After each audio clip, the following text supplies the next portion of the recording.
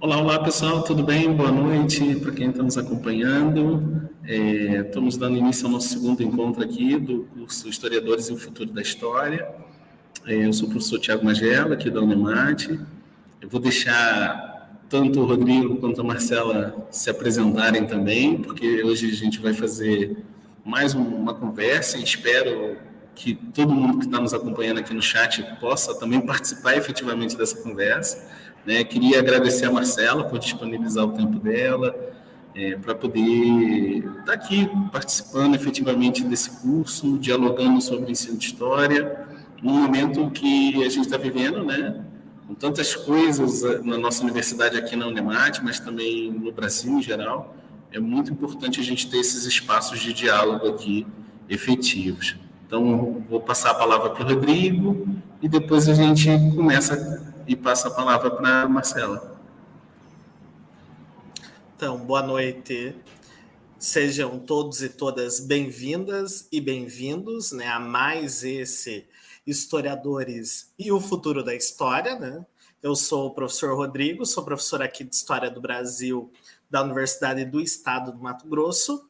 E hoje, né, junto com o professor Tiago Magela e com a professora Marcela, a gente vai bater um bate-papo, né, sobre essas questões digitais.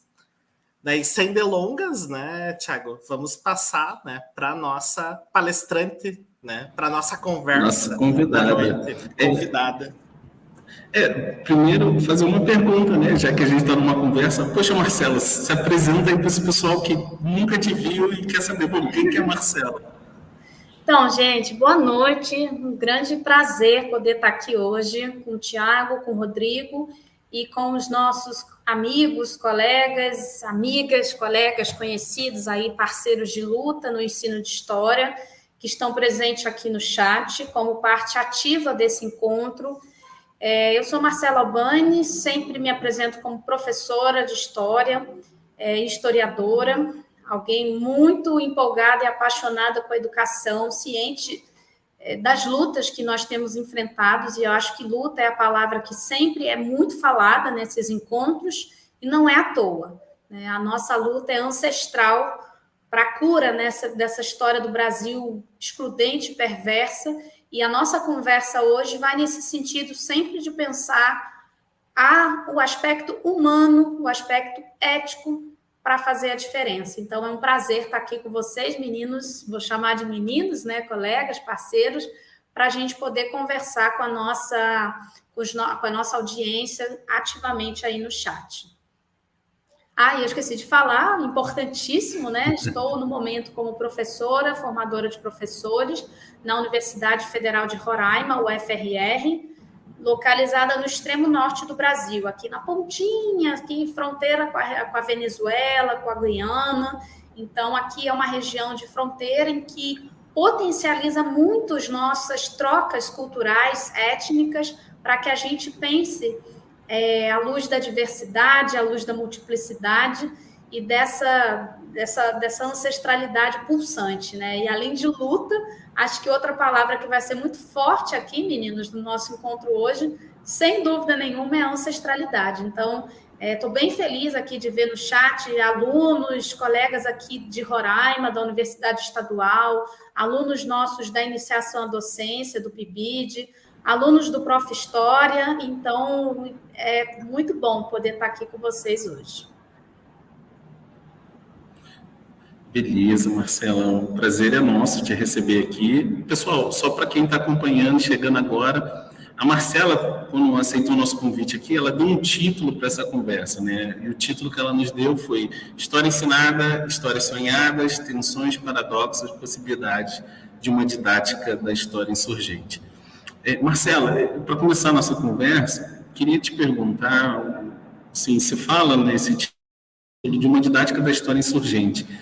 E, assim, um dos elementos que tem surgido, tanto na formação de professores, mas também me parece que tem sido regular, pelo que eu tenho acompanhado dos alunos que estão participando efetivamente do estágio, do PIBID, pelos relatos deles, é uma questão da afetividade, né?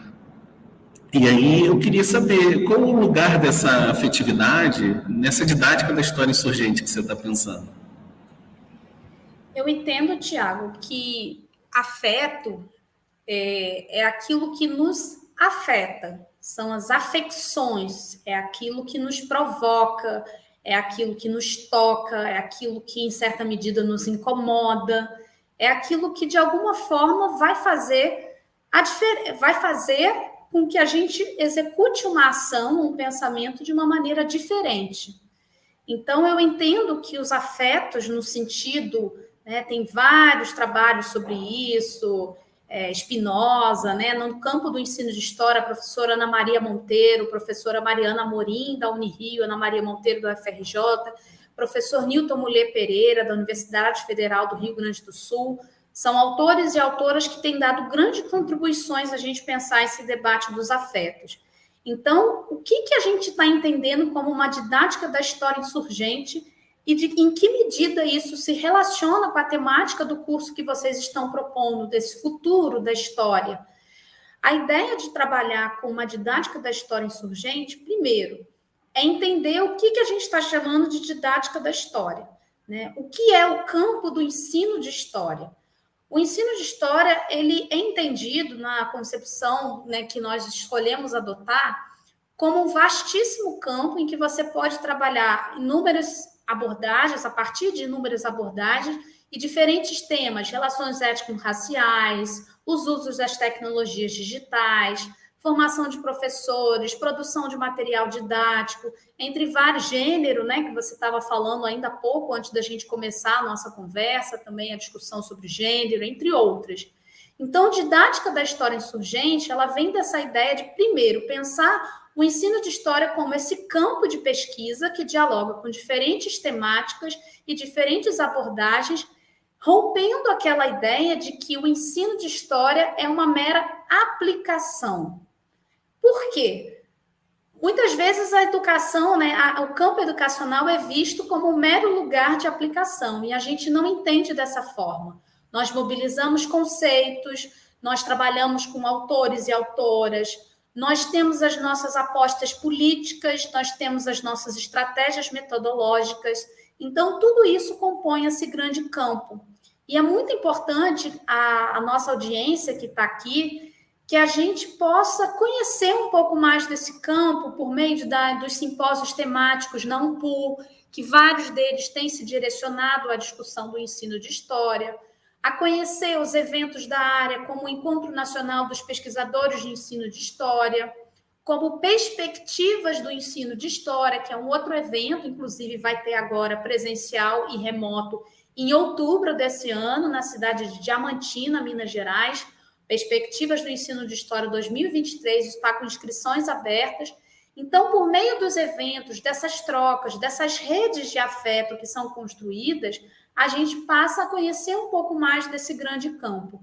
E por que a palavra insurgente? Aí, como boa professora, né, a gente devolve aí para a nossa audiência, eu jogo também para o Rodrigo e para o Tiago, para a gente abrir a roda, o que para vocês remete à ideia de insurgência, de transgressão, né? Transgressão em diálogo, por exemplo, com a Bell Hooks, que é uma autora que eu gosto muito, né? Essa ideia de um currículo transgressor. Para vocês, o que é transgressão, o que é insurgência? E eu também já lanço a pergunta no chat para que a gente possa ter o nosso público aí ativamente nesse encontro, nesse curso, na proposta desse curso. Tá com vocês. O que para vocês remete à palavra insurgência?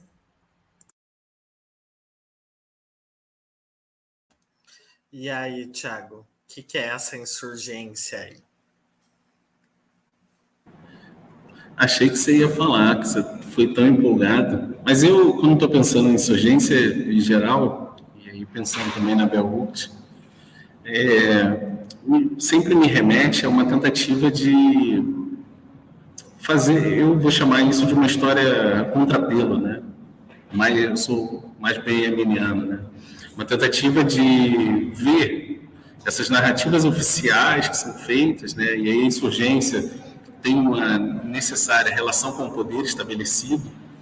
Então, uma tentativa de ver brechas, eu diria assim, que sejam possíveis de serem colocadas nesse mundo que está normatizado. Então, o mundo cria uma série de normatizações E a tentativa de insurgência, para mim, é sempre essa concepção, essa ideia de tentar burlar, né? Aproveitando que a gente está aqui numa live nas redes sociais, é sempre uma tentativa de burlar o sistema, digamos assim, uma tentativa de meio que se levantar contra algumas arbitrariedades que são vistas. E aí, pensando no ensino de história, Marcelo, sempre que essa palavra vem, insurgência, me remete à forma como a gente ainda ensina história e ensina isso também nos cursos de formação de professores. Tem um tipo de história, uma narrativa, uma macronarrativa, vamos colocar assim, muito bem sedimentada, e eu acho que quando eu penso no ensino de história insurgente, me vem a ideia sempre de tentar, lembrando do livro do Rio, colocar essa história de cabeça para baixo, para mostrar o que não é visto, o que é ocultado, o que é silenciado. Então, acho que um ensino de história, para mim, insurgente, é esse ensino de história, que procura mostrar o que é aquilo, que as relações de poder estabelecidas tentam a todo tempo apagar, ocultar. E eu acho que esse é um fenômeno muito recorrente, né, ao longo da história, e que é um compromisso nosso, você estava falando aqui no estúdio aqui, né, é um compromisso ético-político que eu acho que todo professor historiador tem que ter, de tentar criar essas fissuras nessas macronarrativas criadas. É óbvio que eu acho que esse é um processo difícil, mas que todos nós temos que fazer um movimento, mais cedo ou mais tarde. E dentro disso que você está trazendo, eu acho que se soma muito a concepção que o professor Oswaldo trouxe aqui no chat, né? Boa noite, Oswaldo, também prazer poder te rever virtualmente aqui. O Oswaldo colocou o seguinte: seria uma espécie de contestação da história eurocêntrica, dessa história única e da defesa de outras concepções de história, né? Outras histórias possíveis. É justamente isso que você trouxe, Tiago. E a gente fala muito sobre isso, mas como nas nossas disciplinas, no trabalho que a gente faz na formação de professores e o trabalho na educação básica, na escola, como é que a gente materializa isso? E aí, que eu trouxe aqui no meu roteiro, uma experiência para partilhar com vocês, com base agora na disciplina de História do Ensino de História, que eu estou ministrando no âmbito do PROF, né, no nosso mestrado profissional em Ensino de História, mestrado em rede. Essas aulas acontecem presencialmente aqui na UFRR, e eu me coloquei o desafio de montar minha bibliografia dessa disciplina só com base em intelectuais mulheres. Por quê, gente? A gente fala de mudança, a gente fala da quebra, todo mundo faz a crítica ao eurocentrismo, mas a gente vai pegar a nossa bibliografia, o que a gente repara, sempre as mesmas questões. Colocar-se desafios, seja como formador de professores, seja no nosso trabalho de pesquisa, seja na extensão, seja no diálogo com as escolas, no chão da escola mesmo, na aula que a gente dá na escola, que a gente se coloque desafios, né? Então, o desafio que eu me coloquei esse semestre era montar o meu plano de ensino dessa disciplina só com base em mulheres. No nosso grande campo do ensino, de história, isso não é difícil, porque a gente tem, né, um campo que a gente brinca que é do matriarcado, né? São majoritariamente mulheres que estiveram envolvidas ali com essa história do ensino de história. Então, a gente não foi difícil. Agora, o difícil foi justamente isso que o professor Oswaldo falou, essa construção de outras histórias possíveis. Então, dentro da história do ensino de história, eu poderia reproduzir aquela narrativa, né, do século XIX, do Colégio Pedro II, do Instituto Histórico e Geográfico Brasileiro, que é relevante, sem dúvida nenhuma, mas eu estou situada na região amazônica. E outro desafio, para além de construir esse plano de ensino com base no pensamento de mulheres, de intelectuais mulheres, o meu desafio foi: como é que eu penso essa história do ensino de história considerando a centralidade amazônica?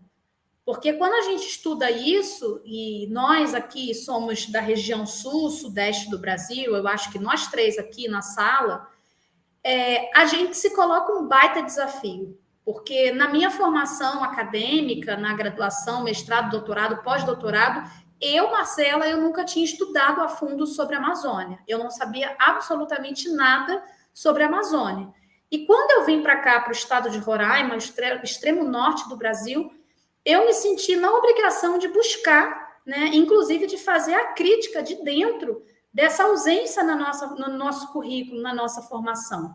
E aí eu me deparei com esse livro, que eu não sei se vocês conhecem, se chama Banzeiro Cotô, da Eliane Brum, uma jornalista. E eu pergunto, mais um desafio aí, e eu sei que eu tenho alunos aqui presentes no chat que podem me ajudar a explicar o que é esse tal desse banzeiro. O banzeiro, ele é uma espécie de furacão no rio, sabe assim, quando o rio está agitado, quando a coisa está pegando. E nós vivemos no nosso país um contexto de banzeiro. Se a gente pensar em termos políticos, éticos, nós ainda estamos passando por esse momento de banzeiro, esse momento de fúria, esse momento em que o cenário está desafiador e que, por prudência, às vezes é melhor você aguardar, você recuar, para você poder passar adiante. Obviamente que quando a gente fala da formação de professores, a gente não tem como recuar, nós precisamos avançar e a gente, como bons brasileiros, a gente não foge à luta. Mas é preciso prudência. E aí eu acho que volta a tua pergunta, Tiago, dessa concepção de uma didática da história insurgente. Eu não acredito em mudanças radicais. Eu acho que mudança é um processo, mudança é gradativa, mudança demanda estudo constante para que a gente possa estar ciente daquilo que a gente está propondo. Ao elaborar um plano de aula, um plano de curso, ao construir um material didático, eu preciso conhecer as pesquisas que estão sendo feitas para que eu possa ir transformando aos poucos.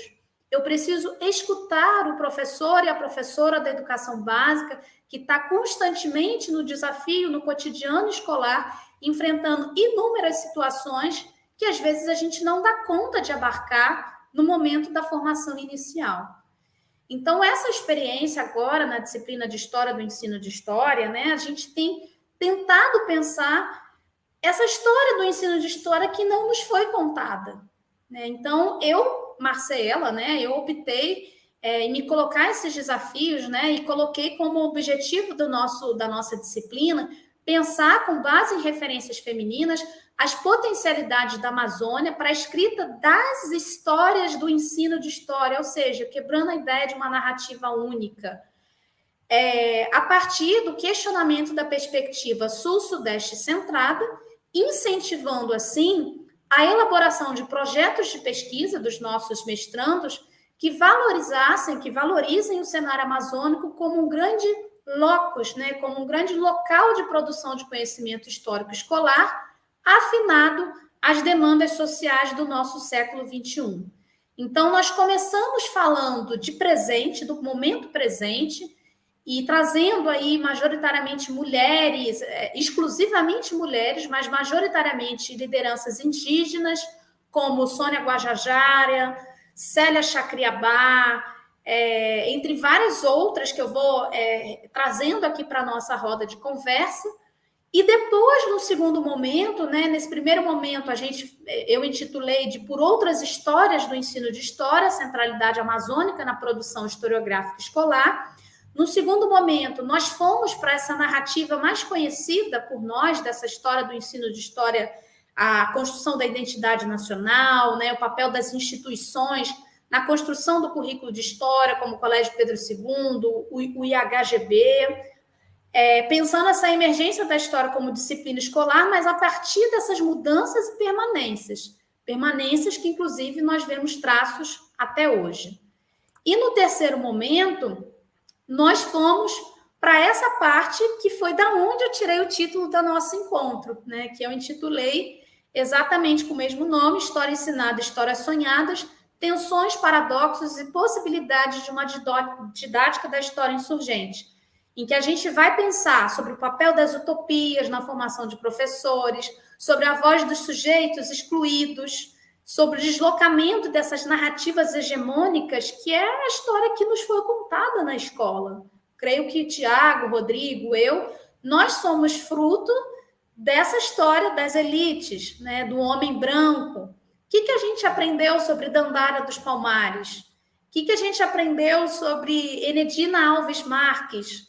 Quantos nomes, né, ficam aí à margem e que a gente não conhece? Como sempre eu falo em sala de aula, é a história que a história não conta, para nomear aí o nosso grande samba enredo clássico da Mangueira de 2019, História para Ninar Gente Grande. Para quem ainda não conhece a letra desse samba, pesquise na internet, porque ela é muito simbólica, significativa, né, a partir da arte, das cores, do batuque, do samba, para a gente materializar aquilo que a gente está tentando trazer e provocar de reflexão no encontro de hoje. Então, a gente pensar essa voz dos excluídos, e, gente, não é porque tem a lei que eu tenho que falar. Óbvio que a lei, né, a 10.639, estamos aí no evento da Ampul essa semana, em celebração aos 20 anos da lei, mas a gente tem o dever de memória de trazer essas outras narrativas. A gente tem o compromisso ético, é a terceira vez que falamos sobre ética hoje. Luta, ética, ancestralidade, percebam como é que essas palavras vão se conectando para a mensagem que a gente quer deixar hoje. Enfim, acho que respondi, não sei, mas estou aqui aberta a ouvir as contribuições de vocês para a gente abrir mais uma vez essa grande roda de conversa e pensar o que seria essa didática da história insurgente. Por que isso é carregado de tensões? Porque a gente está deslocando o nosso lugar comum, a maneira pela qual nós fomos formados, em certa medida, engessados e formatados. Mudar é processo, mudar é difícil, mas mudar é necessário porque, como a gente falou lá no início, o que estamos propondo aqui é uma cura para a nossa história do Brasil. É uma cura de ter a possibilidade de construir histórias menos sofridas, eu diria histórias felizes, mas talvez histórias em que a gente pare de naturalizar, de abrir os noticiários, como a professora Vanessa Espinosa trabalhou no primeiro encontro desse curso, e naturalizar notícias de morte de crianças negras, de opressão às populações indígenas. Então, gente, eu acho que ainda hoje a história e esse futuro da história, ele precisa ser carregado de afetividade, de vontade de mudança e de muito trabalho, porque isso, mudar a mentalidade, nós sabemos que não é um processo simples. Então, acho que é por aí, Tiago e Rodrigo. Não, perfeito, Marcela. Eu estava aqui pensando, eu estou tentando escrever um texto para uma coletânea que vai sair aqui sobre a história de Cáceres, e aí eu tinha pensado em escrever sobre a Praça Barão que tem aqui, que é a Praça Barão do Rio Branco. Ela está numa zona nobre da cidade, né? Muito visualizada, tanto que quando você joga no Google é o que aparece. E aí os alunos começaram a me instigar, a falar, não, professor, mas isso aí tem muita coisa, só que a gente não sabe nada sobre a periferia. Eu falei, pô, é interessante, realmente, não tem muita coisa sobre a periferia. Aí eu fui fazer uma pesquisa, joguei periferia de Cáceres no Google, e é impressionante, Marcelo, porque as únicas referências à periferia que aparecem é sempre relacionadas à criminalidade, o que não é nenhuma novidade, para quem é do Rio, São Paulo, é o que geralmente aparece. Só que essa não é a única história possível. E aí, enquanto você falava, eu fiquei pensando quanto a gente ainda não pensa a história como tragédia, e não como um eixo de possibilidades melhores, de futuros mais felizes. E aí, esse desafio que você está colocando, né, de tentar repensar a história, a partir disso, é muito interessante, porque assim como essa história da periferia, que é colocada na internet, é só uma história de tragédia, de criminalidade, tem um outro lado que precisa ser contado e que é fundamental para os alunos sonharem com utopias melhores, né, com formas de entendimento diferente da realidade que eles vivem, até para que eles tenham um horizonte de expectativas muito mais alargados e ampliados. E aí, uma coisa que eu fiquei pensando bastante também ao longo da sua resposta é a respeito de quanto esse tipo de história, tragédia, vamos colocar assim, que a gente tem naturalizado, o quanto ele também não reduz a nossa capacidade de sonhar, né? De sonhar com um mundo diferente. E falo isso porque a sensação que eu tenho nesse regime de temporalidade estabelecido, né? Você que é formada na Unirio, o Rodrigo Turillo trabalha muito essa questão da aceleração do tempo, a semântica do tempo neoliberal, o quanto isso tem contribuído para a gente sequer conseguir sonhar com o futuro. A gente apenas sobrevive.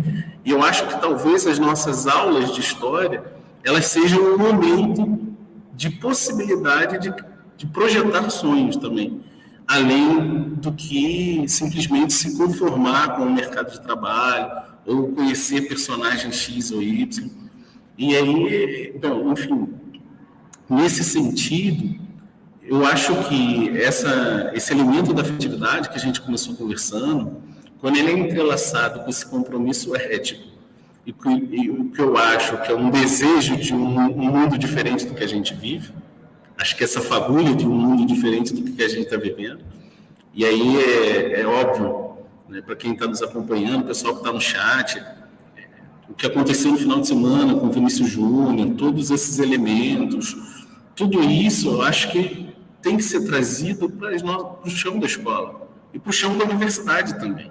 Muitas vezes a gente tem falado muito sobre racismo, sobre raça, tem sido feito muitas palestras, mas a gente precisa de um currículo antirracista.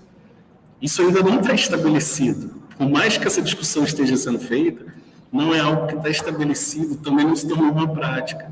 Esse evento agora da Ampul é muito interessante, inclusive o pessoal anota aí na agenda amanhã, o Oswaldo vai estar na live da Ampul, então já pode colocar aí nas lives da semana. E o quanto me assusta, que o balanço após 20 anos é que a gente teve alguns avanços, claro, mas o quanto ainda fica por fazer, o quanto ainda se ignora esse tipo de demanda social dentro da própria escola, de professores formados aqui nas universidades públicas. E aí eu queria te ouvir um pouquinho, Marcela, sobre essa questão. Quanto, né, a gente ainda, como universidade pública, ainda precisa enfrentar esse desafio de não só deseurocentrizar o currículo, mas tornar esse currículo antirracista mesmo. É uma demanda que me parece insurgente, mas urgente também.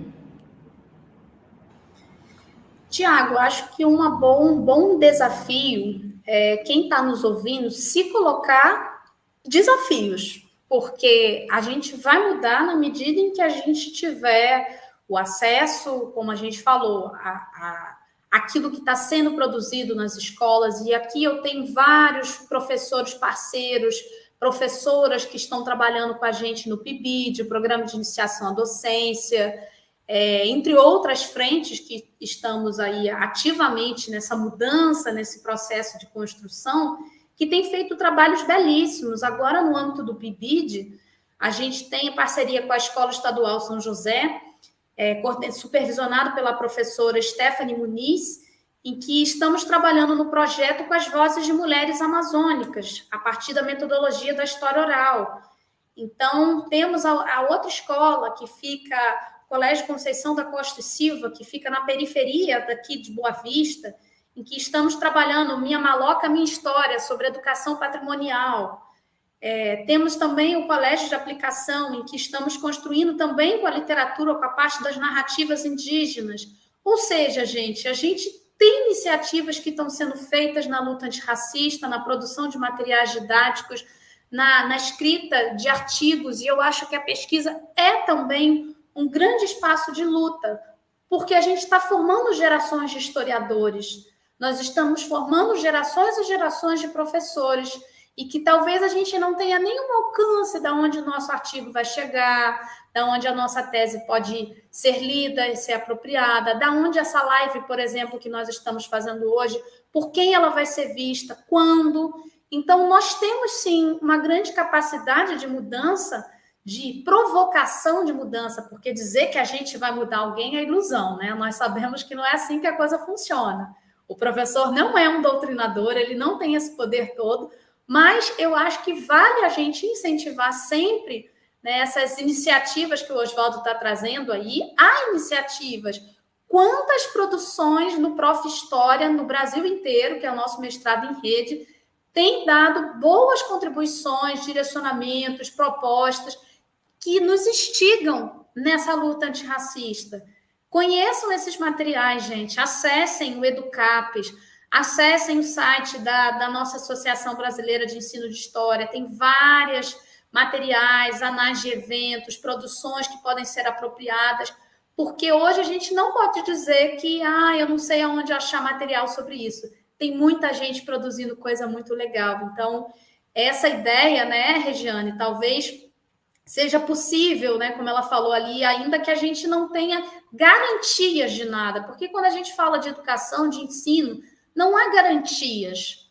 A gente planta no que isso vai gerar lá na frente, talvez já nem nos pertença. Um bom professor é aquele que provoca em sala de aula, que afeta, né, que instiga, que vai fazer com que o teu aluno saia daquela aula com alguma pulga atrás da orelha, com uma nova pergunta, e que pode ser, a partir disso, né, que a gente transforme todo um processo, toda uma cadeia e uma circulação de saberes que a gente não tem nenhum alcance de onde isso vai parar. E aí eu queria trazer para a nossa roda, Rodrigo e Tiago, um conceito que eu tenho aprendido muito aqui na Amazônia, que é a ideia do reflorestar-se. Inclusive, a última tatuagem que fiz no pé, e eu acho que o pé é simbólico, que eu sempre pergunto, aonde os nossos pés nos levam? Qual é a caminhada que a gente fez para chegar até o momento que a gente está? E aí, momento, eu estou falando da dimensão temporal, da dimensão espacial, da dimensão do sentir, né? Aonde os nossos pés nos levam? Quando a gente fala desse futuro da história, como vocês muito bem colocaram no título dessa proposta de curso, é num caminhar, é numa caminhada longa que a gente tem por fazer. Então, eu tatuei no pé, simbolicamente, ou melhor, né, fisicamente, materialmente falando, mas há um simbolismo nesse processo de reflorestar-se.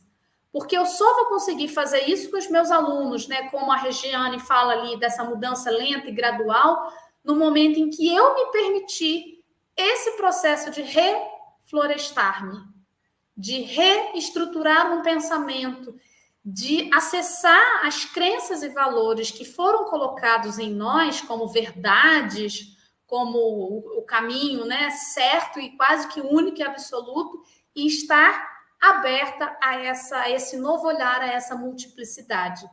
Eu gosto em sala de aula de usar essa metáfora do óculos. O que é o óculos? É a lente, ele me permite ver o mundo a partir de uma lente. Quando eu vim para a Amazônia, eu mudei muito essa forma de ver. E vejo quanto a minha formação, a quem, né, as minhas orientadoras, supervisoras, eu sou muito grata, mas é preciso dar um passo além e hoje me permitir me construir, me reconstruir, me reflorestar como professora ao lado dos meus colegas da educação básica, que são meus alunos do mestrado, ao lado desses jovens, né, alunos aí de primeiro período, e aí jovem eu não estou falando no sentido etário, né, mas jovens pesquisadores, jovens professores que vão se formar professores e que eu tenho certeza que vão deixar isso para frente no sentido desse ensino de história humanizado. E humanizado não no sentido narcísico de colocar o homem, o ser humano, no centro de tudo, mas no sentido do cuidado, do humano, do afeto, do cuidado com o meio ambiente, do cuidado com o outro, de entender que essa cura dessa história do Brasil é um processo que precisa passar por cada indivíduo, por cada um de nós. E aí, gente, é um mergulho dentro de si. E que às vezes dói, né? Porque ninguém fala que é racista. O racismo o Brasil é um país racista. Não, mas eu não sou racista. Eu tenho até um amigo negro, né? Então, são frases comuns do nosso cotidiano. E quando a gente acessa, e eu acessei muitas vezes isso e falei, nossa, eu estou com um pensamento sudestino aqui. Eu estou com um pensamento que eu preciso me deslocar, porque senão eu vou por um caminho que não é legal, que é preconceituoso, e isso não é bacana. Então, ter essa humildade de aprender. Gente, a gente aprende todo dia. Todo dia que a gente levanta e acorda, alguma coisa a gente aprende. E alguma coisa a gente pode deixar para outras pessoas que passam pela nossa caminhada. Lembra da metáfora do pé? Aonde os nossos pés vão nos levar? Então, estejamos abertos a esse reflorestamento.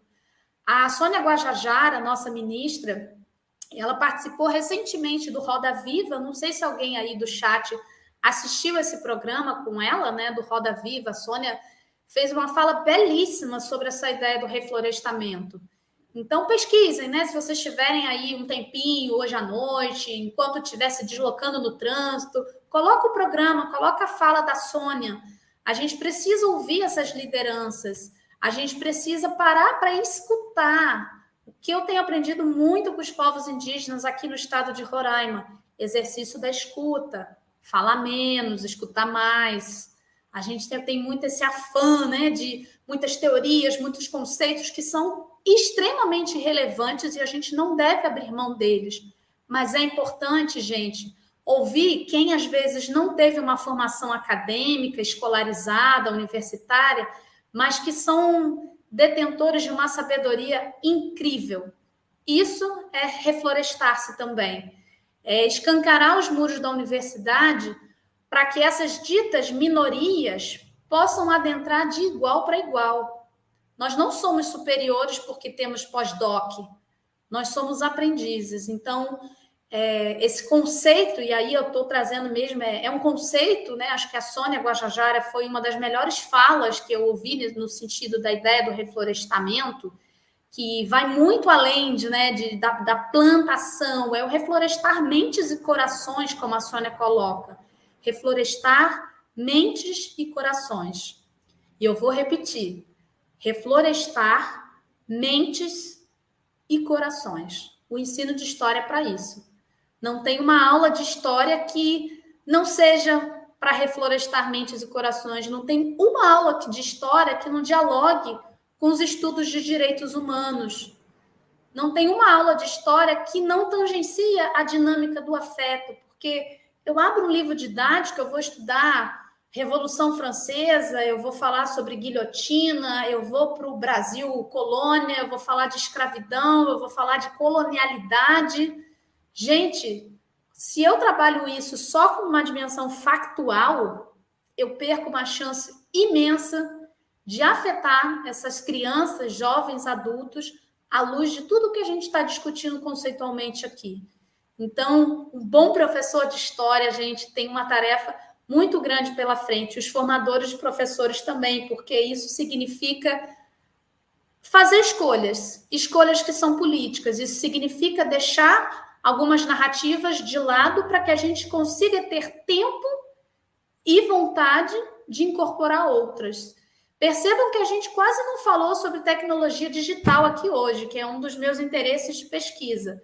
O que a gente está focando em trazer hoje, para além do uso ou não uso da tecnologia digital, é o basilar do que eu entendo, inclusive para pensar a própria história digital hoje, que é o afeto, que é o humano, que é o ético, que é a dimensão da alegria, ou como o professor Newton Mulher Pereira fala, da dimensão dessa arte de criar encontros alegres.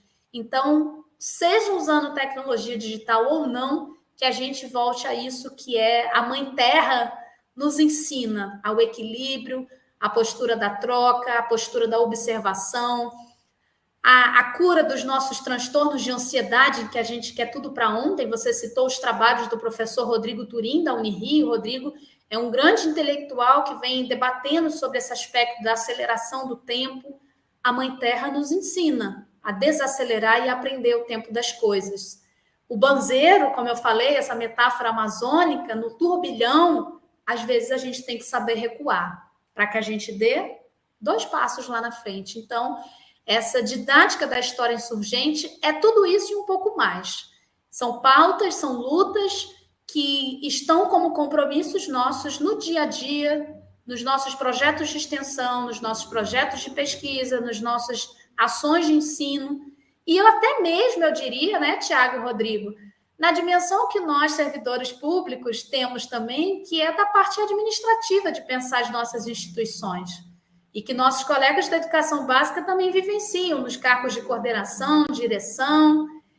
A gente não perder a dimensão afetiva quando a gente está ali no desafio de uma reunião de departamento, em que se perde um tempo gigante com as picuinhas, ao invés de se trabalhar no coletivo. Já que falamos aqui da história digital, o que eu mais aprendo com os estudos das humanidades digitais hoje é aprender a trabalhar no coletivo, é me permitir deslocar por aquele que pensa diferente. E a professora Vanessa, que está aí presente, esteve no primeiro encontro desse curso. Acho que a parceria com a Vanessa foi uma das que materializou para mim essa noção de que nós podemos pensar diferente e nós vamos enriquecer a nossa produção se a gente souber dialogar. E diálogo não é calar o outro, diálogo não é oprimir o outro. Diálogo, é saber falar e é saber ouvir. E por isso também, como boa aprendiz da escutatória, estou aqui para ouvir Tiago, Rodrigo, e o que o nosso público também tiver a contribuir, a trazer, a perguntar, a comentar, estou aqui para ouvir vocês também. Obrigado, Marcela. Aproveitando a deixa, você comentou sobre os teus estudos de história digital. Eu já estava preparando aqui o comentário com relação a isso, né?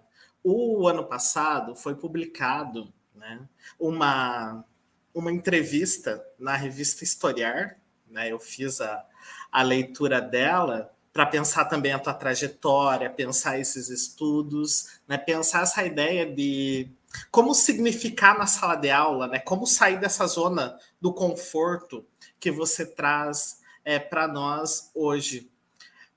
Em determinado momento, você fala, né, nessa educação como ato político, mas nessa educação também para a cybercultura. Né? A tua tese de doutorado, que depois foi transformada no livro Ensino de História e Historiografia Escolar Digital, ele fala um pouco, né, sobre esses aspectos. Eu gostaria de te ouvir um pouco mais sobre o que é educar para essa cybercultura, como utilizar esse afeto, como pensar esses elementos também na sala de aula, né? Pensar uma história digital que não é só uma história da internet, mas uma história com mediadores culturais, pensando esses utensílios, essas formas, essas metodologias, né? Nós falávamos também antes de entrar na live sobre como que a pandemia também nos modificou, né? Ficar na frente da internet, já preparar, já deixar a água pronta, já deixar isso, aquilo, né? Como fazer isso também no ensino, né? Como pensar esse ensino tecnológico? Posso só complementar, Marcela? Claro, Tiago. Sim. É que eu já há um tempo acompanho os seus trabalhos, né? E sempre tive muito interesse. E eu lembro que sempre que eu levava o videogame para fazer uma atividade em sala, né? Quando eu estava lá no ensino básico, sempre que eu levava o videogame, havia um preconceito enorme dos meus colegas, porque eles tinham dificuldade de entender que aquela tecnologia ali ela era só uma ferramenta que potencializaria discussões muito maiores com os meus estudantes e grande parte dos meus colegas enxergava aquele momento não como um momento de aula, mas como se fosse um momento de o professor não quer dar aula, tá vendo? Então ele está levando o videogame ali para poder não dar aula. Algo muito comum ainda, porque acontece, esse comentário é feito ainda nas escolas. Mas onde eu quero chegar com isso? É que ainda dentro da universidade, a gente tem uma dificuldade em lidar com esse tipo de instrumental. Por exemplo, eu estava conversando com os estudantes outro dia e trouxe o videogame, inclusive para um deles jogarem um jogo, né? E aí a discussão era que eles não estavam acostumados àquele tipo de aula, uma aula com um videogame. Então eu estou falando do espaço da universidade. Então, no próprio espaço da universidade, a gente ainda tem que avançar nesse sentido, me parece. E aí eu queria te ouvir, porque eu acho que não é só um ensino para a cybercultura lá no chão da escola, tem que ser um ensino para a cybercultura dentro da universidade. Porque muitos dos nossos estudantes, a pandemia escancarou, muitas vezes têm contato diário com as redes sociais, mas outros elementos de acesso da rede, por exemplo, eles não têm tanta intimidade. Então, tanto que, durante a pandemia, muitos alunos perguntaram como é que acessavam o e-mail e por aí vai. Então, assim, eu queria te ouvir também nesse sentido, né? Como que você está lidando com isso dentro da universidade? Porque para os meus estudantes aqui, levar o videogame para uma aula de Contemporânea 2, para conversar sobre a Primeira Guerra Mundial, foi estranho para eles. Foi legal, mas foi estranho. O que isso aqui está fazendo no meio de uma aula de Contemporânea 2? Desculpa, Marcela, mas é a ideia do não tá dando aula, tá matando, né? É isso que acaba. Até às vezes eu vou falar por mim também, né? Eu acabo me cobrando, né? Eu organizo a aula pensando também nesses elementos, tentar levar a tecnologia, e depois eu digo, poxa, mas como eu atingi esse aluno, né, a partir dessa mediação cultural? Acho que as perguntas, elas se complementam, né? As colocações de Rodrigo e Tiago. O Educar para a Cybercultura, quando eu fiz a pesquisa do mestrado, eu percebi muito que os alunos faziam, eu trabalhei com alunos de licenciatura, né? Professores estavam se formando, professores de história, e eles pensam usos sociais da tecnologia, mas poucos usos profissionais. Então, o videogame, a rede social, seja lá as outras tecnologias digitais que a gente queira citar aqui, eu uso para me divertir como entretenimento, mas o que significa usar o videogame para a tua aula, como você levou, né? Foi estranho, foi legal, mas foi estranho. Por quê? Porque eles não estavam acostumados a esse tipo de proposta. O conceito que o Ciro está trazendo aí, o letramento digital, ele casa um pouco com essa ideia do educar para a cybercultura, que é parar com essa ideia de que a gente romper essa ideia do nativo digital como alguém que saiba usar tecnologia de uma forma crítica. Não sabe, gente. Isso também se ensina. Quantas e quantas vezes eu, como sou muito noveleira, a novela anterior que terminou, A Travessia, não sei se vocês assistiram, ela trouxe muito forte essa discussão das polêmicas envolvendo as tecnologias digitais. A gente tinha o caso de um menino que ele precisou de fazer tratamento por uma questão de vício nos jogos. Outra, Rodrigo, que estava sorrindo aí, que é noveleiro também, estou descobrindo aqui, que ótimo, porque eu adoro telenovelas para pensar o ensino de história também. São exemplos de usos problemáticos, mas isso a gente está falando também para pensar as potencialidades. Então, educar para a cybercultura é fazer usos pedagógicos dentro do nosso objetivo, daquilo que a gente tem como intenção na nossa sala de aula e de maneira sempre crítica. Então, entendermos que o conhecimento desse universo digital, ele também pode, se eu sou professora de história contemporânea, se eu sou professora que trabalha com as disciplinas ligadas aos estágios supervisionados, às práticas de ensino, eu acho que a gente não precisa ter uma disciplina específica para isso. Isso é função de todos os professores, porque na pesquisa histórica eu posso perfeitamente trabalhar e trazer as discussões das humanidades digitais para o acesso aos acervos, a construção de banco de dados. Então, isso não está restrito ao professor que ministra, que trabalha com as disciplinas de prática de ensino. Isso é função de todos nós. Aliás, todos nós, eu não sei se o curso de vocês é licenciatura ou bacharelado, mas na licenciatura, todos nós estamos formando professores. Então, essa discussão do educar para a cultura digital é atribuição de nós todos e todas. E, mais uma vez, a gente só ensina aquilo que a gente sabe. E aí vem o desafio na formação de professores, que é a gente experimentar. História digital é experimentação, gente. Não tem manual. Você vai testando, você vai conhecendo plataformas, você vai se apropriando de plataformas que, não raras vezes, não foram criadas para fins pedagógicos, mas que você pode se apropriar para criar. fazer a crítica a essas plataformas, pesquisas na nossa área do ensino, né? A professora Alexa Pado, da Federal de Uberlândia, tem dado contribuições no sentido de fazer a crítica a essas plataformas Google, não são ingênuas, a gente está vendendo, a gente está dando constantemente dados da nossa vida. Então, gente, é fazer, se apropriar, é jogar esse jogo, mas saber que jogo a gente está jogando. Na nossa penúltima aula, acho que foi a penúltima aula do Prof. História, na disciplina de História do Ensino de História, eu trouxe uma pergunta que a minha orientadora do mestrado sempre fazia. A que senhor a gente está servindo? Quando eu escolho trabalhar o conteúdo tal, da forma tal, a partir do material tal, a que senhor eu estou servindo? Entende?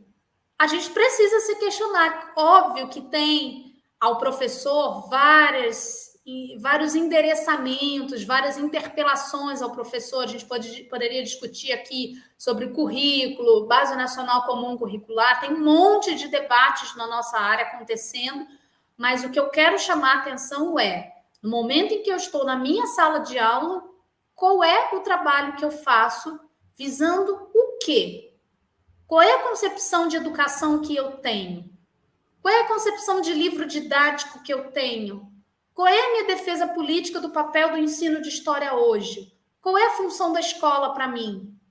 São perguntas que temos que nos fazer sempre, porque senão a gente entra nessa roda viva e serve a senhores que talvez, se a gente fosse parar para refletir, a gente nem queria estar servindo. Sabe? Então, é essa reflexão que eu queria trazer para vocês. Educar para a cybercultura e lidar com esses estranhamentos que, às vezes, na licenciatura a gente vê também, né, Tiago? É estar aberto a experimentar, é estar aberto a aprender junto, aprender em rede. Se a minha universidade não tem uma proposta de uso da tecnologia digital, eu vou buscar as parcerias, eu vou atrás de quem queira construir junto. Eu vou aprender que produzir junto é trabalhoso, porque desloca o pensamento. Mas produzir junto é extremamente rico quando você aprende a gerir as diferenças a favor da criação coletiva. É sair do pacto narcísico e ir para o coletivo, é ir para a autoria partilhada ou compartilhada.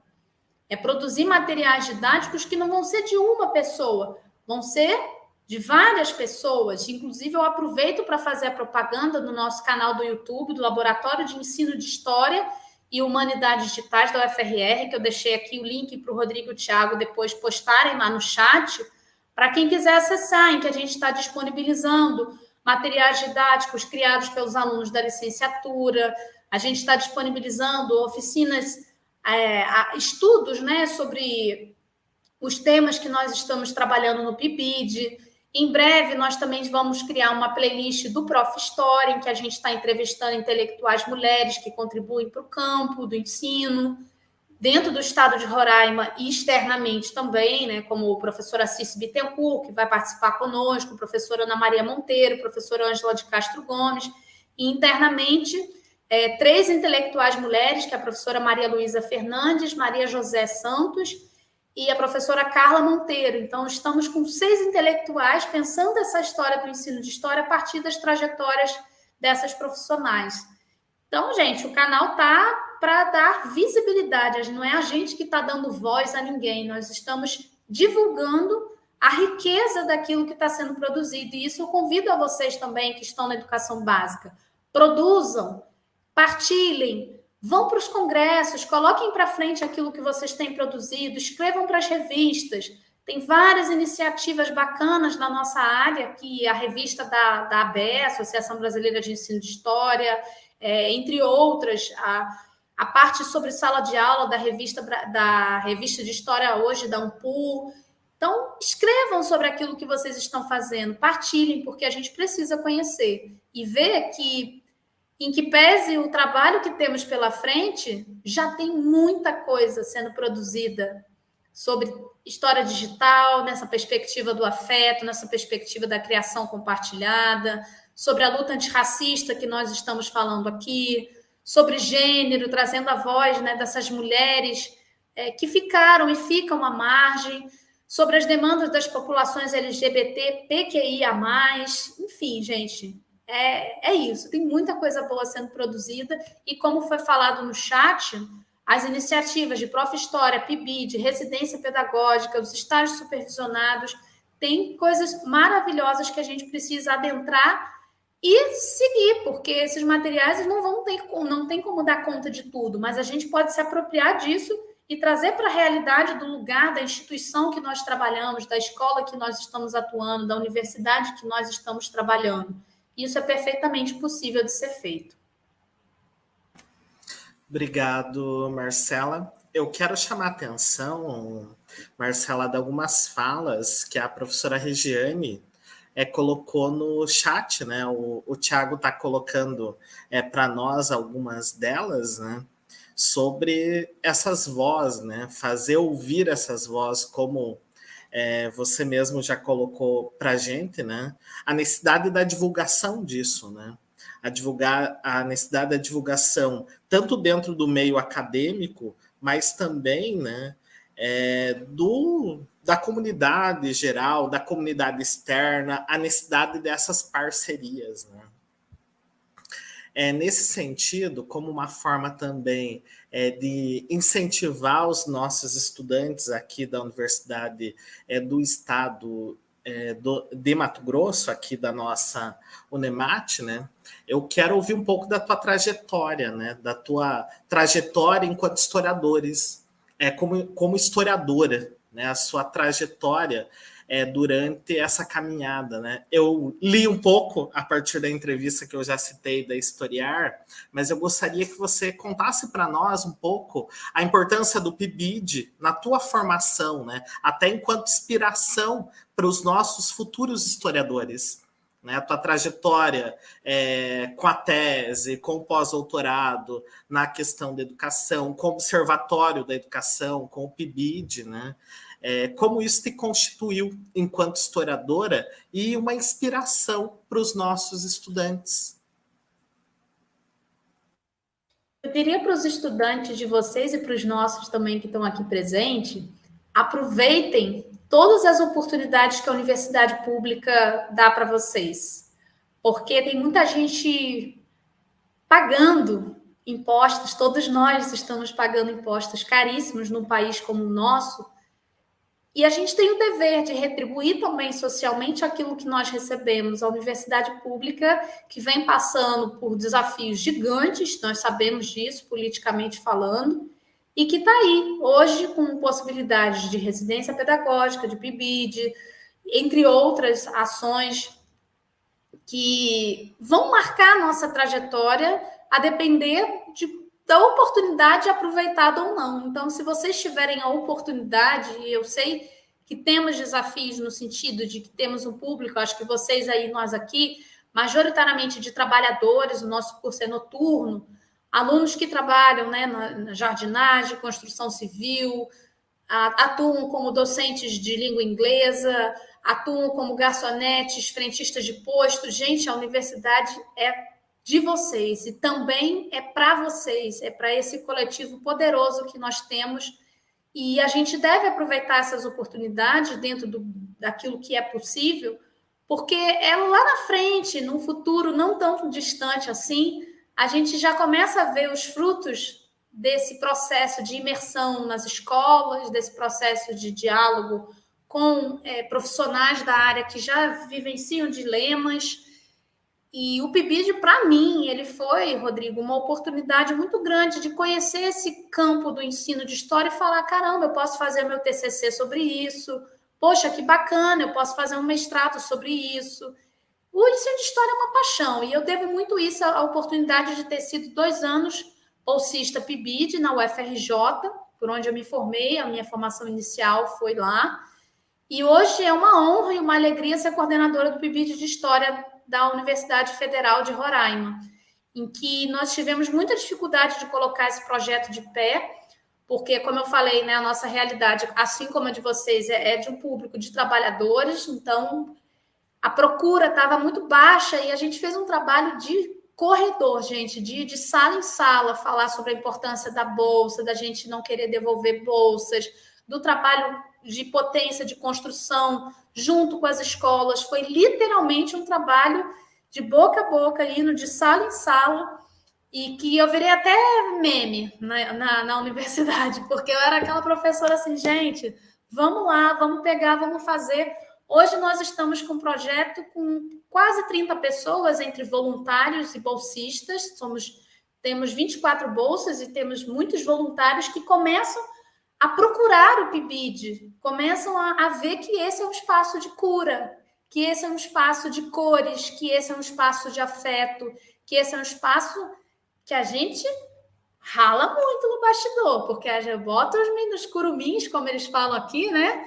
Para ler, para estudar, para criar, para potencializar esse lado tão bonito que o ser humano tem, que é a vontade de mudança, que é a vontade de fazer diferente. Não é para ser uma narrativa de superação aqui, mas é para contar para vocês que o nosso trabalho todo dia na universidade, gente, é trabalho, e não é pouco, mas a gente está ali sorrindo e tentando passar otimismo às pessoas, tentando passar compromisso com o que é ser um servidor público, compromisso com dinheiro público, que a Bolsa, nós tivemos um reajuste importantíssimo agora, recente, e que a gente precisa honrar quem está pagando o nosso salário, quem está pagando a nossa Bolsa, e ter esse compromisso de devolutiva para a nossa sociedade por meio de materiais didáticos que podem ser disponibilizados, podem ser usados por esses próprios pibidianos como futuros docentes, podem e devem ser divulgados nos eventos acadêmicos. E é isso, o nosso laboratório de ensino de História e Humanidades Digitais, recém mesmo criado na UFRR, ele está de braços abertos para as boas parcerias. Estamos tentando fortalecer isso aqui dentro do Estado, junto com os nossos colegas da Universidade Estadual de Roraima, com as professoras e professores da educação básica, tentando, no esforço de trazer estudantes da educação básica para dentro da universidade, para os nossos grupos de estudo. O Tiago falou aí da gamificação. Imagina um grupo de pesquisa em que você tenha alunos do ensino médio como oficineiros, né, ensinando aos doutores, aos pós-doutores, a como construir uma proposta com a gamificação. Esses curumins têm muito a nos ensinar, gente, e a gente também tem algo para passar para eles. Então, história digital, ensino de história é rede de afeto, é rede de saberes, é rede de tensões, mas atenção visando a construção coletiva do conhecimento. Eu acho que é por aí. Eu encerro a minha fala aqui muito grata por essa chance, por essa parceria aqui entre estados, e dizer para vocês que a UFRR está aberta, o nosso laboratório está aberto a futuros encontros, lives, textos, publicações, a botar os nossos alunos para contar para vocês também o que vem sendo produzido, porque eu acho que mais e mais a gente precisa trazer esses graduandos e pós-graduandos para frente das câmeras, para frente das autorias dos textos e falar, olha, vocês estão prontos, a gente vai se construindo no processo e perder o medo, perder a vergonha. É um processo tão bonito, né, gente, da aprendizagem. Então, nosso papel é muito mais de instigar e de incentivar do que qualquer outra coisa. É aquele trabalho de formiguinha, de bastidor, de corredor, de dia após dia, de construção, para que o nosso edifício possa ficar bonito, né? Mais do que edifício, que é uma metáfora que não foi muito feliz, mas que as nossas árvores, né, que nosso reflorestamento possa brilhar e chegar a muitos lares e a muitos corações das pessoas também que vão assistir esse encontro depois. Maravilha, Marcela, muito obrigado. Se você me permite, uma última perguntinha que tem a ver com isso que você vem falando. Eu queria saber muito o que você pensa da relação entre as faculdades de História, mas a universidade, de maneira geral, com os movimentos sociais. Você tem falado muito sobre a aproximação com os povos originários, agora a gente tem um ministério sobre os povos originários. E ainda se dialoga muito pouco com os movimentos sociais. Por exemplo, eu e o Rodrigo, a gente está num estado que é campeão em conflitos fundiários, né, que tem a ver com o nosso projeto geral, mas se dialoga muito pouco com o MST, por exemplo, com a Via Campesina e com o movimento indígena também, embora, diga-se de passagem, a Unemate é pioneira na área de educação intercultural, né? A gente tem uma faculdade indígena que fica aqui perto, a gente está em Cáceres, né? Mas fica relativamente perto, né? Se bem que a noção de perto e longe no Mato Grosso é bem relativa. Mas a gente ainda precisa, me parece, dialogar mais com esses movimentos sociais, trazer eles mais para conversar com a gente. Porque eles também, me parece que tem muito para ensinar para a gente sobre essa luta, sobre esse processo de sonhar, de conquistar pequenos ganhos ou pequenas vitórias nessa luta. E aí eu queria saber como é que tem sido isso para você, essa aproximação com os povos originários. Você estava comentando que você tem tentado fazer essa interface. E aí queria saber se são interfaces individuais ou você está dialogando com o movimento indígena do que existe em Roraima. Como é que tem sido isso para você? E o que você pensa a respeito desse diálogo com os movimentos sociais? Fundamental. Um bom professor precisa circular, gente. Precisa sair os livros, não abro mão, estou sempre lendo uns 3 livros ao mesmo tempo, aí conclusão, tenho dificuldade de concluir porque estou abrindo outro, estou tentando me disciplinar para fechar um e começar outro, mas a cabeça ela é multi. Mas nem tudo está nos livros, nem tudo está nos livros. As vivências que eu tenho tido, eu não sei se o professor André ainda está... professor da Universidade Estadual, nosso colega aqui da UER, a gente esteve recentemente na comunidade indígena, na terra indígena de São Marcos, e tem sido experiências muito formativas para mim, porque é o momento que a gente vai para a roda de conversa, né? Que a gente já acompanhei assembleias, já acompanhei visita aos sítios arqueológicos, que tem muita coisa para ser estudada aqui, para ser pesquisada. Inclusive, gente, visitem Roraima, tá? Roraima é um estado que não está no circuito turístico, mas é um estado lindíssimo e riquíssimo, e tem muita coisa para ser conhecida aqui. Venham, tem rede aqui para receber vocês, sejam bem-vindos aqui. Temos aqui o tratamento com muito afeto. Mas essa aproximação, Tiago, tem sido fundamental porque é o material empírico, é o elemento humano que vai me dar bases para trazer essas pautas para as minhas disciplinas. Enfim, então, é fundamental essa relação, destaco aí a luz para quem tiver interesse em pesquisar. Você falou dos movimentos, eu me lembrei da visita também que fiz ao curso de Educação no Campo. A gente aqui também tem um instituto em Siquirã, em que todos os alunos do Siquirã são indígenas. Tem uma importância política enorme para o Estado, a atuação do Siquirã aqui, formando a parte de gestão, na parte de saúde, na parte da licenciatura intercultural. Enfim, gente, é preciso transitar, é preciso conhecer os trabalhos que estão sendo produzidos para que a gente possa dar aulas melhores. Os estudos da professora Marisete Lucini, por exemplo, da Universidade Federal de Sergipe, com toda a luta no campo, com todos os saberes, né, os estudos não só da Marisete para pensar o campo, mas eu me lembrei também desse livro que eu mostrei no início, da Eliane Brum, as populações ribeirinhas, né, os povos, os chamados amazônidas. É muito conhecimento que tem, gente, é muita sabedoria. Enfim, se tiverem oportunidade de visitar na sua cidade, aonde vocês atuam, nas escolas perto, né, nas proximidades de onde vocês dão aula e trabalham, quilombos, aldeias, favelas, são lugar de potência, são lugar de transformação social.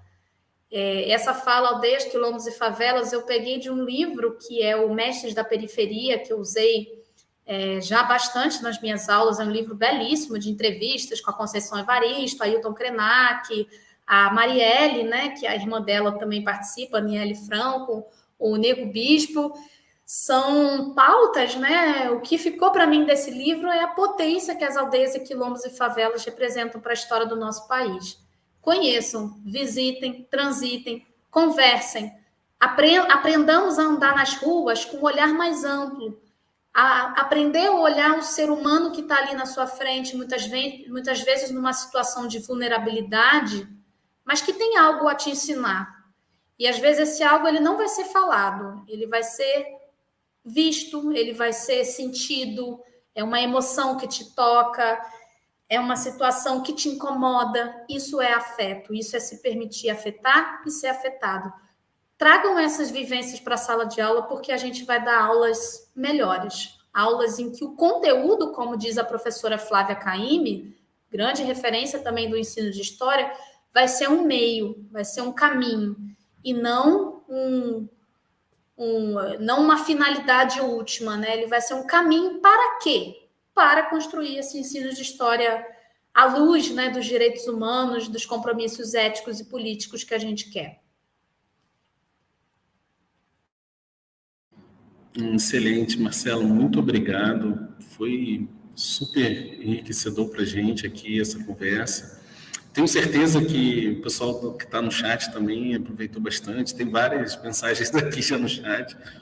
Acabou de chegar uma do Jorge também, o Eric, que faz Contemporânea 2 comigo, a Cíntia, o João Paulo.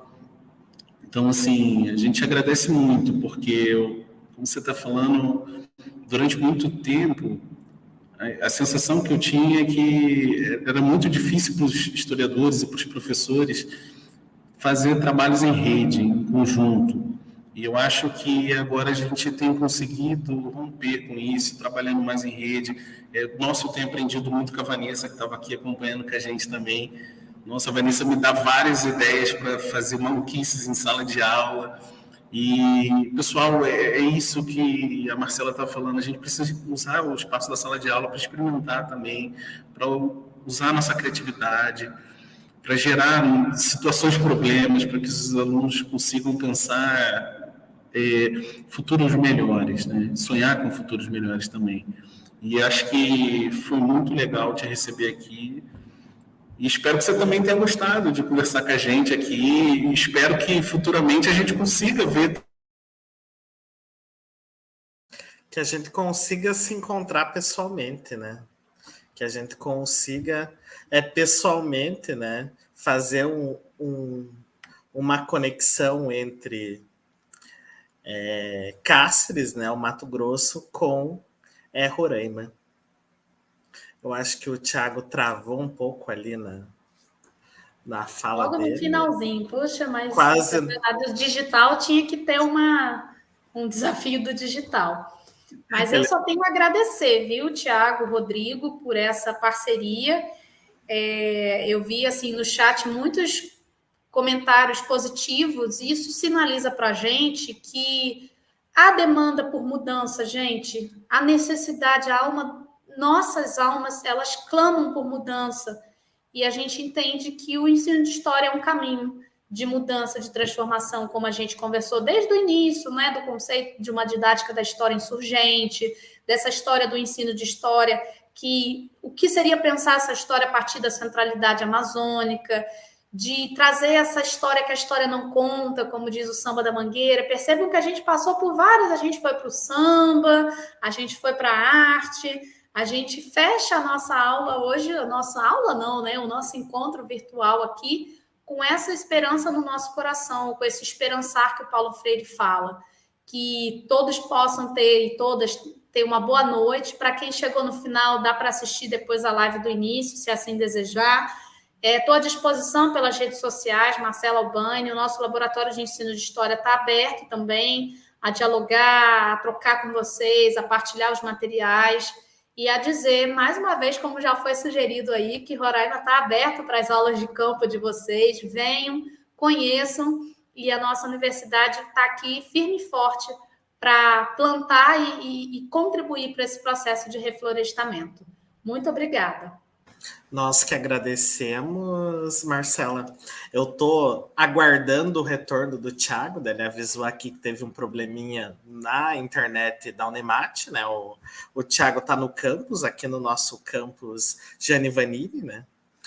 Transmitindo a partir dali, né? Mas nós agradecemos, né, a sua disponibilidade, né, para falar com a gente nessa noite, né? Já anuncio que nós temos os próximos cursos, né? Nós temos os próximos encontros. Ó, o Thiago voltando aí. Voltou. anunciar que nós temos os nossos próximos encontros. O próximo encontro é com a professora Giovana de Fátima Figueiredo, no dia 15, da Universidade. Ela é da Universidade Federal aqui de Rondônia, né, do campus Rolim de Moura, e ela vai falar para nós sobre história da imprensa, né? O título da palestra dela é Trajetórias Históricas, Reflexões sobre História da Imprensa e Trajetória Pessoal. Nós também vamos comentar um pouco sobre isso. Professora Marcela, então agradecemos novamente, né? O professor Tiago está me comunicando aqui que ele não está conseguindo entrar, né? Mas eu faço, né, esse encerramento e agradeço mais uma vez, né, sobre a sua disponibilidade para estar falando com a gente aqui, né? E a todos que nos acompanharam até esse momento aqui no canal do YouTube. A lista de presença já está no chat, né? Não esqueçam de assinar, né? O Tiago está dando obrigado a Marcela ali, né? Obrigado à professora Marcela por ter ficado aqui com a gente. Ok? Muito obrigado. Tchau, tchau. Até mais. Boa noite. Boa noite. Boa noite.